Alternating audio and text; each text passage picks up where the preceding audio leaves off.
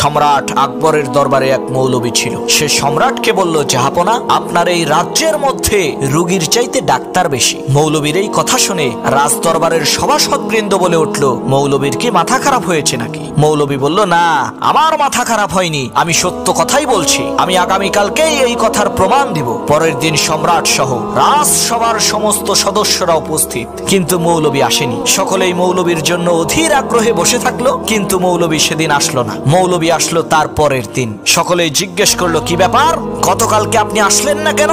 আপনার না প্রমাণ দেওয়ার কথা ছিল রোগীর চাইতে ডাক্তার বেশি? মৌলবী বলল, ভাই, প্রচন্ড দাঁতের ব্যথায় কাল আসতে পারিনি, আমাকে ক্ষমা করবেন। তখন সম্রাট সহ সভাসদবৃন্দের সকলেই বলতে লাগলো, ধুর মিয়া, এইটা কোনো রোগ হইল নাকি? নিমের পাতা দিয়ে একটু গরম পানি কইরা কুলি করলেই তো দাঁতের ব্যথা ভালো হইয়া যায়। তখন মৌলবী বলল, দেখেছেন সম্রাট, এই রাজ দরবারে আমি একাই রোগী আর আপনারা সবাই ডাক্তার।